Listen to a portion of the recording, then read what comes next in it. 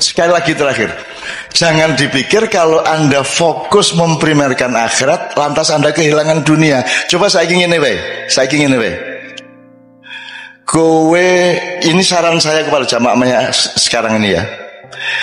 Kamu jualan makanan, kamu bikin warung, ya. Fokus kamu itu apa yang kamu senangi untuk kamu jual atau apakah yang akan disenangi pembelimu? Gue nuruti karepmu apa nuruti karepe sing tuku? Kamu beli. Berarti kamu melayani mereka, bukan melayani seleramu sendiri, betul enggak? Betul ya? Dan selama kamu buka warung itu, kamu melayani mereka dengan baik, bersikap dengan baik, bersih warungnya, wangi, pokoknya sarwa mengenakkan mereka. Kamu tidak berpikir pembeli akan datang banyak atau tidak. Yang penting kamu fokus melayani. Saya oleh Allah diberi fadilah berupa pinter dagang makanan, maka saya lakukan itu. Sementara nek kowe fokusin ila dunya, piye carane ngemplang, ya ta? Tuku teh nek ning warung ki wis diudak, wis diracikke, nek nang McDonald kan kuwi mung disuguhi cangkir karo banyu panas, terus teh seleke lepeke njur kuwi kon ngene dhewe. Sehingga Kartolo pelawak Surabaya ku mangkel. Diancuk aku tuku iye. Tuku dikon gawe dhewe iki apa iya gitu. Itu makin modern makin pelit, Mas. Saya tidak tahu kantin di kampus UNES atau di Undip itu mahasiswa antri terus red itu ya. Itu bayar sik lagi mangan apa mangan sik lagi bayar? Kalau bayar dulu berarti peradaban kita anjlok seanjlok-anjloknya. Berarti manusia saling tidak percaya secara sangat serius satu sama lain. Saya dulu pernah menulis di salah satu buku Silit Sang Kiai yaitu Mbah Wongso. Mbah Wongso itu kalau malam pokoknya mulai barisa dia wis lungguh ning pojok Wiro Brajan kae ya. Pokok iki mikul saka Mas iki kuno ini pikulannya di tengah, ditaruhin kompor sama meja. Terus ini nggone panganan-panganan, sego-sego kucing, kene jajan-jajan sak piturute, terus kompor gelas di sekitar dia. Jadi dia semalaman duduk di situ, tidak bisa berdiri. Terus nanti jam 10 bengi kan dia wis ngantuk, wong wis tuwa. Dadi engko dhek teh kalih Pak, nggih. Terus dhek ngeracik uruk-uruk ngantuk. Terus engko tangi meneh. Terus ngesoki panas iki banyu panas umep kayak disokke sret. Tengah-tengah ngesoki mengantuk, Mas. Terus sampai tumpah dari gelasnya itu nyiprat nang pupune lagi dhek tangi meneh ngono kae. Itu pokoke nek arep ndelok hiburan gratis pokoke nang Mbah Wongso. Iki mesti ngontak ngantuk, mesti nginang-ngene kae mergo kecipratan kuwi. Bagaimana orang jualan ngantuk semalaman dan dia tidak mengontrol tempenya habis berapa, Pak itu tadi ngabisin kerupuk berapa dan seterusnya, dia tidak mengontrol. Saya hidup ini tidak untuk berjualan atau mencari laba. Saya hidup ini menjalankan dharma bakti saya sebagai hamba Allah. Aku iso ning ngene iki tak lakoni ngene iki kanthi tenanan. Perkara kamu bilang makan tempe telu kok ngaku siji, kowe kerupuk 14 ngaku ming 4. Aku duwe kanca biyen kerupuk seneng banget deh. Dadi nek hitung-hitungan lem nasi berapa? 2,5. Teh 2. Kerupuk 19. Wakai mangan kerupuk. Dan itu saya zaman aku kaya sak umur gue ya padha wae melarat aku dibanding gue saiki. Gue iso tuku pulsa biyen ra ono. Jadi ada namanya warung Gua Hiro di Jogja itu. Kita sebut yang menyebut Gua Hiro itu saya mergo ning nggon cedak beteng kae ono sak keruwekan itu dodol tahu guling. Apa tahu guling? Ya tahu guling. Semacam tahu lontong kalau Jawa Timur. Saya sama teman-teman seniman makan tahu guling 3, apa kerupuk berapa, tempe berapa, teh berapa, kopi berapa. Terus bu sampun bu, jam 2 bengi kae. Nggih nak, napa mawon niki tahu gulingnya sekawan. Nggih. Teh panase sekawan tambah kopi kalih. Nggih. Tempene wau pira-pira 7. Nggih. Kerupuke 20 nggih gitu ya. Poe nggih. Pun pinten Bu? Napa wau? Beda guys. Coba indahnya hidup itu coba. Wah, itu saya ingat sampai sekarang ya Allah, indahnya coba. Leku diri ngitung gue ya. Pinten Bu, napa wau? Aduh ngitung meneh gara-gara. Coba itu belajar apa ya? Belajar bagaimana kesabaran itu menjadi nikmat bagimu. Bagaimana kearifan itu menjadi nikmat bagimu. Sekarang ini kan ada dikotomis. Kalau kesabaran berarti tidak enak, betul lah? Kalau melarat berarti sengsara. Itu salah kamu. Nanti dulu. Kamu dapat uang, kamu nikmati uang dengan atau secara akhirat, dan kamu tidak punya uang, kamu nikmati secara akhirat. Kalau uang dinikmati secara dunia gampang, tapi kalau tidak punya uang, satu-satunya jalan menikmatinya adalah secara akhirat. Betul enggak? Nah jadi kalau kamu punya uang, kamu menikmati secara dunia bisa, secara akhirat bisa, double. Kalau kamu tidak punya uang, orang yang keduniaan tujuannya, dia tidak bisa menikmati tidak punya uang, karena dia tidak bertujuan akhirat. Tapi kalau kamu punya tujuan akhirat, kemelaratan pada momentum tertentu itu adalah kenikmatan akhirat. Tenang dek gue. Makanya sudahlah, pertimbanganmu itu akhirat terus, supaya dunia itu menjadi kamu kuasai. Nah, pesan saya gini, teman-teman sekalian, Anda tahu yang ini di ilmu ini kan Pak Saratri kan mengajar ilmu-ilmu sosial juga ya, Ustaz ya.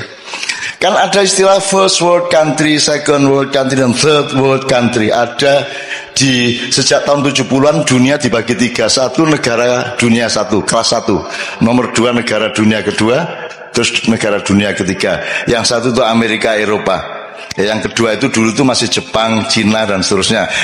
Kita ini negara dunia ketiga paling asor, paling isor dewi. Kita ini dengan bangga, dosen-dosen di Undip dengan bangga, kita sebagai warga dari negara dunia ketiga lo malah bangga. Ya. Saya ingin katakan sama Anda semua, 10 tahun ke atas, 10 tahun sejak sekarang dan kemudian, Amerika akan menjadi negara dunia kedua. Eropa akan menjadi negara dunia kedua, jadi dia akan turun kelas. Afrika, Amerika Latin akan tetap menjadi negara dunia ketiga. Tapi Pasifik, negara-negara Asia Pasifik dari Indonesia sampai Cina di utara, ada Thailand, ada Myanmar, ada Kamboja, ada Vietnam, ada semuanya, akan menjadi negara dunia pertama. Dia akan menjadi first world country. Pusat perekonomian dunia akan ada di wilayah Asia Pasifik. Indonesia akan menjadi bagian dari supremasi ekonomi dunia dalam waktu tidak lama lagi. Ning dudu wekmu.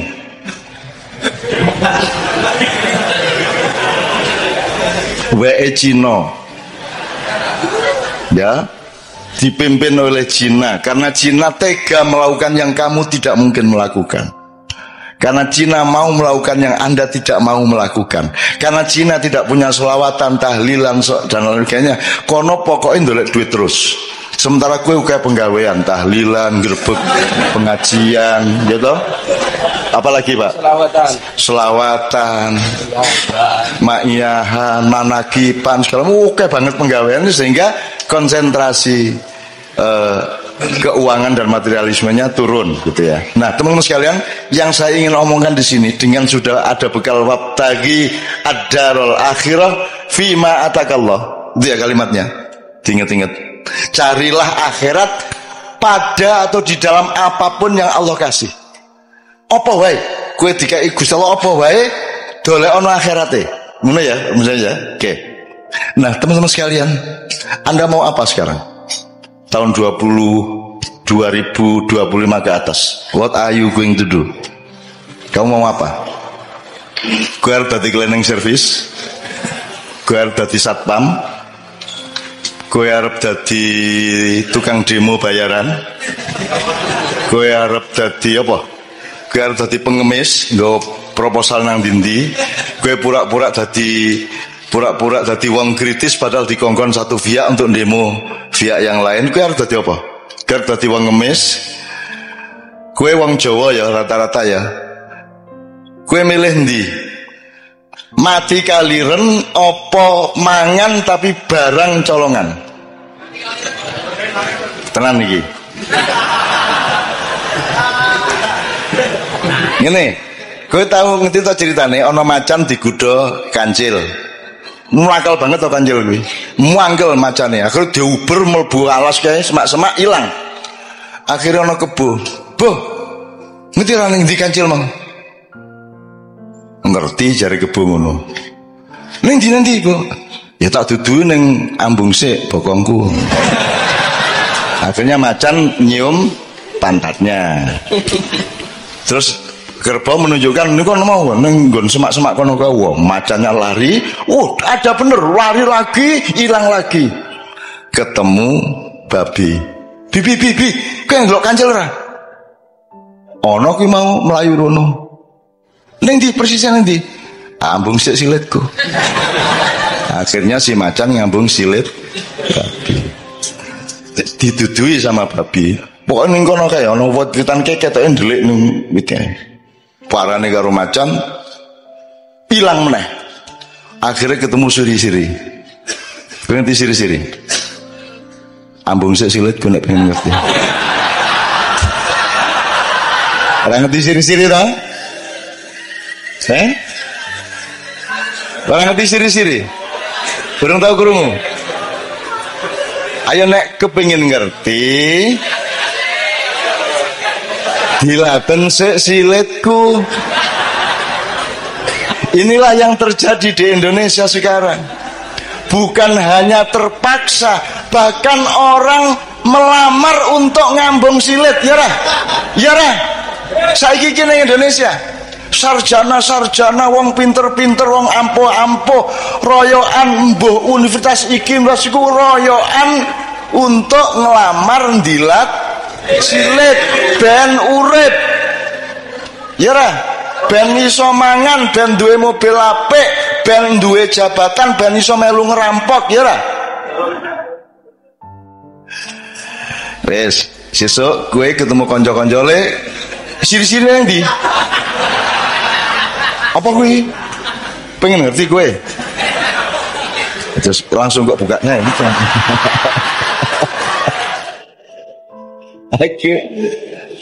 aku ndek banget ngono-ngono gue aku ndek kanca Pak Muzamil orang Malang bang dipecat dia kepala sekolah dipecat coba oleh kepala dinas gara-gara dia memainkan permainan saya. Jadi saya itu pernah tahun 76 Anda belum lahir. Saya itu menjadi juri lomba drama 5 kota sebanyak 53 grup tiap malam nonton sampai jam 3 pagi masing-masing 3 grup. Itu 3 minggu penuh saya tiap malam ngelembur nonton tuh. Lah kesel tuh Mas. Susah aku lah yo iseng-iseng gak hiburan. Jadi kira-kira minggu kedua aku bilang panitia ini saya mau ngomong serius ini. Saya tadi kan capek saya pulang ke Jombang dari Surabaya saya nemu pistol. Ini kan bahaya ini. Tapi ini gimana baiknya pistolnya saya apakan? Loh, yuk pistolnya saya ini tolong dicari dulu saya apakan ini. Apa saya serahkan polisi, tentara atau tolong diantar saya nggak mau bawa pistol kemana-mana. Itu. Wah, akhirnya mereka rapat Mas, panitia terus takonang kodim, takonang kapolres segala macam. Wah, pokoknya sampai sore mereka belum bisa jawab. Menjelang maghrib mereka datang. Cak, ini sudah kita cari jalan.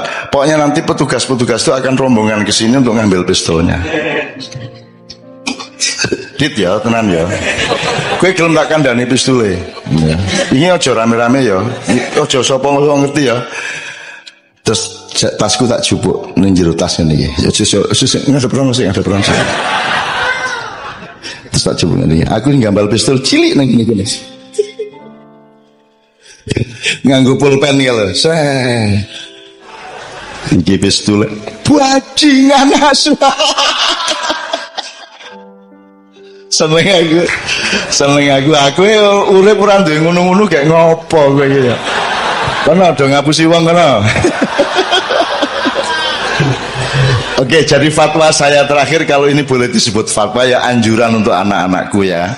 Anda akan menghadapi dunia yang sangat serius di mana Indonesia akan ikut moncer.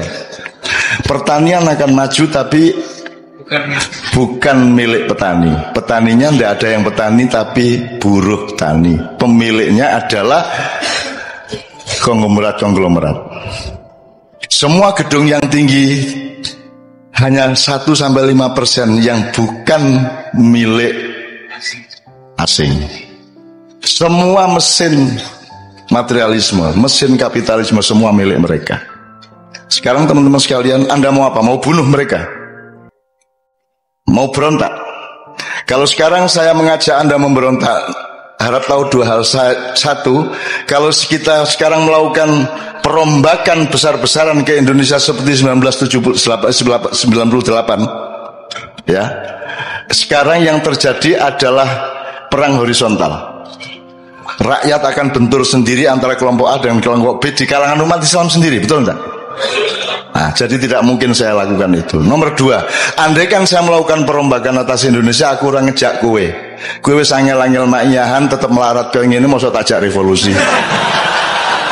Nek jen aku arep ngono kuwi, aku nek di perintah karo Allah tak tandangane dhewe. 98 aku tandang dhewe. Aku ngunggahke Gus Dur dhewe.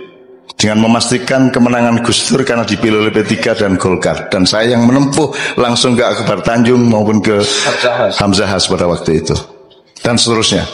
Bahkan saya juga evakuasi Gus Dur begitu dipecat oleh Pak Amin Rais, Pak Amin Rois.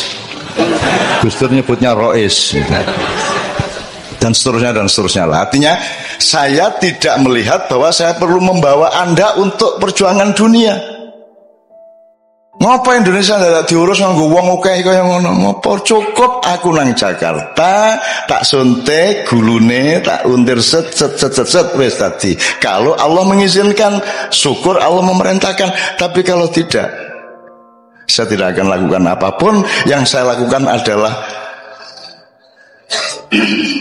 menyampaikan cahaya Allah kepada anak-anakku yang semakin hari semakin banyak, yang umurnya antara 20 tahun sampai paling banyak, paling tinggi 40 tahun, yang akan menjadi pemimpin mulai 2025 ke atas. Gue engko dadi pemimpin kabeh. Ning pesenku, Anda berdaulat kepada diri Anda sendiri dulu. Anda usah ngurusin kedaulatan di luar dirimu. Wong kamu sendiri belum berdaulat. Berdaulat artinya apa? Kamu berdaulat terhadap imanmu. Kowe kudu ngerti ngopo kok beriman. Kalau kamu beriman berarti ya, kamu harus bisa menjalankan kehidupan yang membuatmu aman di hadapan Allah. Gitu loh sih. Karena produknya iman adalah aman. Jadi iman diterjemahkan secara akal pikiran, secara ilmu, secara kebudayaan, secara ekonomi, secara profesional. Diterjemahkan imannya dengan membuat sesuatu yang membuatmu aman di depan Allah. Itu beriman. Cara berdaulat terhadap iman Anda, berdaulat terhadap ilmu Anda, berdaulat terhadap perilaku budaya Anda, berdaulat terhadap keluarga Anda. Kalau Anda sendiri belum berdaulat atas pikiranmu sendiri, gue isi taklid, isi jare kae, gue orang duwe kedaulatan nang awakmu dhewe, kamu belum bisa menjadi pemimpin bahkan terhadap dirimu sendiri. Maka sekarang anak-anakku sekalian, kamu cari dirimu itu siapa? Tuhan tuh nyuruh kamu jadi apa? Caranya gimana? Lah kamu senengnya apa? Lah kamu bakatmu apa? Gitu loh.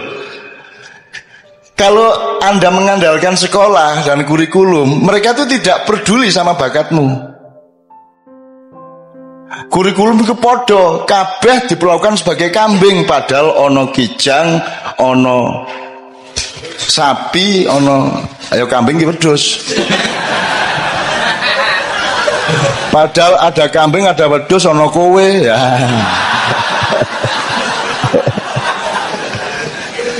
Maksud saya, mencari dirimu sendiri itu maknanya jangan muluk-muluk. Kamu punya kecenderungan apa? Mulai dilihat sekarang kamu itu. Kamu, wah aku seneng ya karo kopi iki tak dodolan, aku tak gawe warkop wae. Wah aku seneng iki nandur-nandur, tak jajal, tak jadi cilik-cilikan dadi petani organik misalnya. Aku seneng ya IT iki. Ya, pokoknya terserah Anda itu kecenderungannya apa, itu namanya fadilah. Faddalallahu ba'dun ala ba'din. Temukan dirimu yang Allah konsep. Kalau di sekolah kan, sekolah tidak peduli sama Allah dulu kasih apa kepadamu. Kan begitu. Maka kamu sendiri yang harus cari siapa dirimu, kecenderunganmu apa, bakatmu apa, dan carilah bahagia. Karena bahagia itu hanya dengan Allah. Jadi kamu mosok kon dosen tapi ngersulo. Aja ngersulo. Kamu temukan nikmatnya akhirat di dalam pekerjaanmu sebagai dosen. Kan begitu. Kamu jangan ngersulo. Kowe ngojek ning karo grundel benasu ngojek aku. Aduh ya.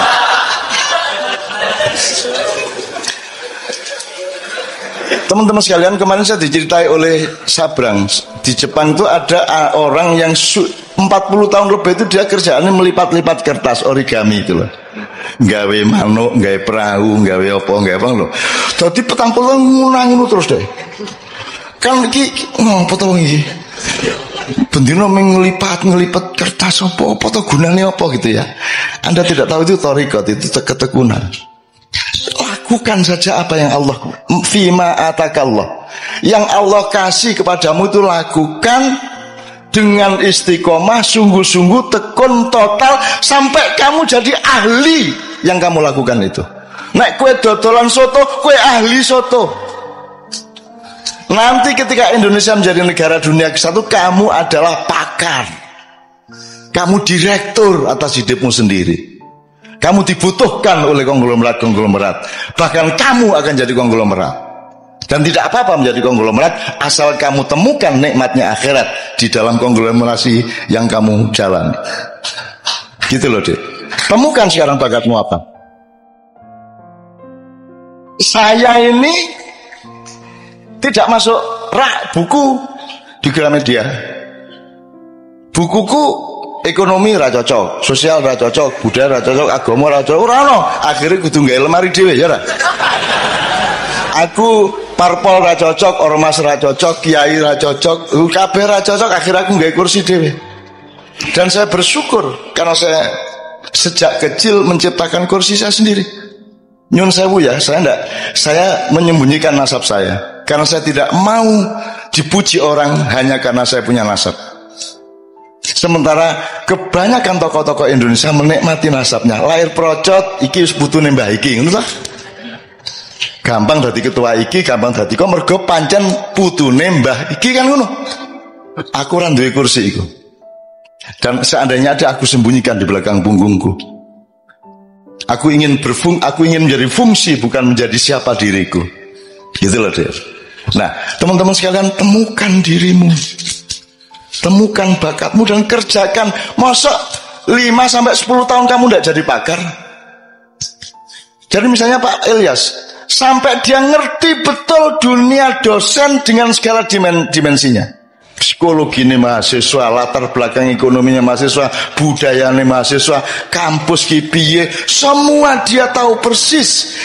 Sehingga seperti origami tadi, sekarang si bapak yang si mbah yang penggaweane melipat-lipat itu digoleki NASA. Karena mereka ingin bikin satelit yang efisien, yang bisa menyerap energi dari matahari tapi tidak terlalu gedabiah. Jadi harus ada lipatan-lipatan tertentu yang efisien, yang logamnya tidak terlalu berat sehingga lebih awet di angkasa. Dan itu yang bisa menguasai itu hanya seorang ahli origami. Jadi gue saiki opo tentok ke awakmu, mumpung gue isih nom, dan tekuni sampai habis. Iki tenang. Lah aku iki apa? Saya tidak menekuni bidang apa-apa karena saya bukan bidang. Saya bukan kamar. Saya bukan perabot, aku ini ruang. Aku ini menampung semua perabot. Aku terdiri dari kamar-kamar yang bermacam-macam. Kamu jangan memasukkan aku ke dalam kamar, karena kamar itu sempit bagiku dan tidak cukup, akan pecah itu kamar untukku. Oh, nurene arep penyair ya. Ya. Maka saya tidak membutuhkan dunia ini, karena aku disuruh menolong kalau ada yang darurat di dunia ini. Masa saya butuh dunia? Saya butuhnya Allah. Bahwa Allah kemudian menyayangi saya dengan mencuelkan dunia untuk saya, itu Allah kasih, bukan karena saya mencarinya. Dari soal istri sampai soal harta sampai soal ma'iyah, saya tidak pernah minta dan saya tidak pernah merebut dan saya tidak pernah bercita-cita. Ora tau kok, wah tak rabi karo artis ya. Ora tahu. Pokoknya dilalah acara bareng karo Kiai Kanjeng ning Senayan, buka bareng tak lamar sini wae. Atine pengen ngelamar tak lamar. Nesu to.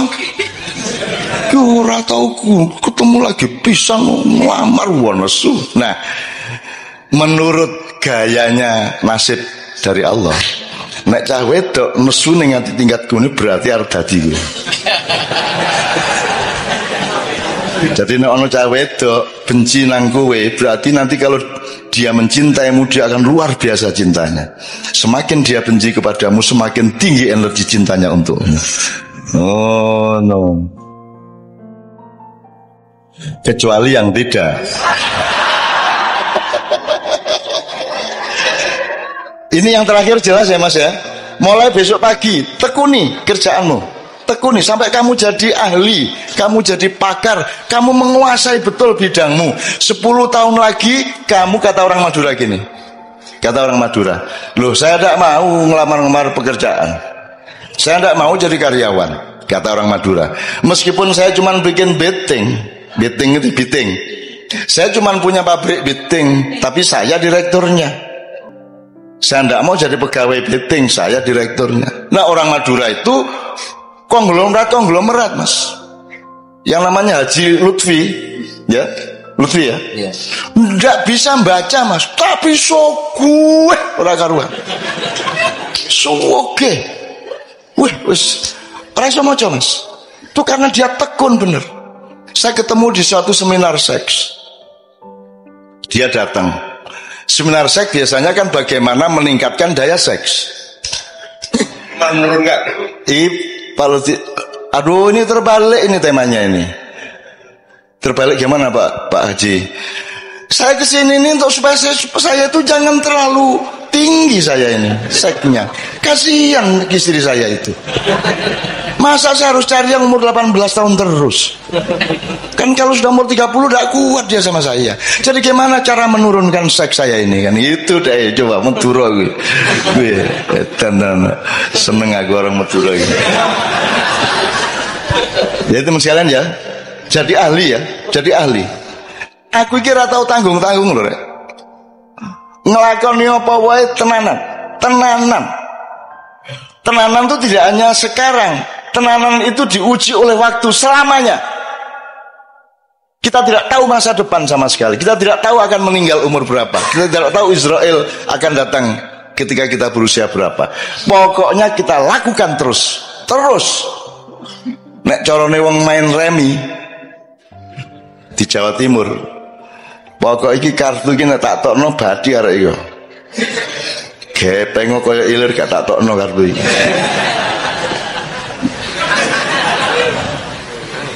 Nek saiki gampang kompromi to Mas. Gampang kompromi. Kemarin PDIP, terus mencalonkan diri PKB, terus mari ngono ganti meneh Nasdem, kan gitu.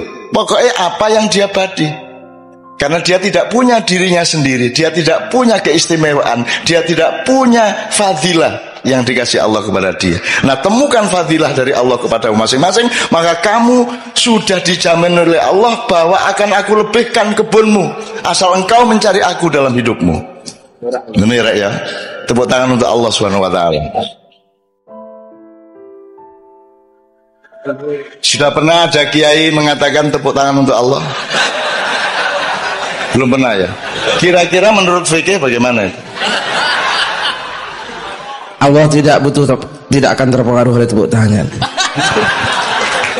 Jadi tepuk tangan tidak menentukan baik atau buruk. Yang menentukan adalah niatmu apa. Anda bersyukur, ya toh? Tepuk tangan untuk bersyukur toh, seneng toh, yo top gitu kan. Loh, Mas, orang itu sering karena berpikirnya materialis dan keduniaan, yang dilihat itu barangnya, ucapannya, bukan muatannya. Gitu loh, Mas. Orang itu saking, wah, jos, Allah ki jos tenan, bisa bangun itu, Mas.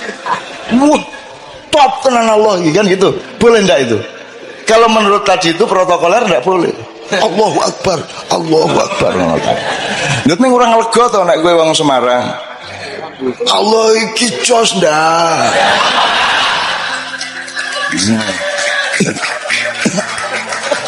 Teman kita Mas Hamim Ahmad dari Gresik, adiknya disunat. Sunat iki lak macam-macam reaksine cah cilik. Ana sing aduh, ngono kan.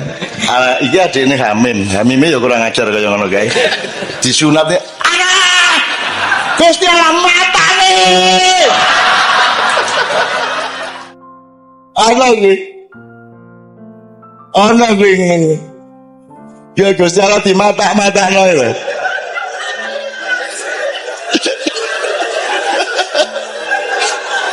Menurut Anda Allah marah enggak? Marah enggak? Lah anak cilik kok. Anak kecil kok. Cuk. Gusti Allah matane loro. Aku seneng banget ya Allah.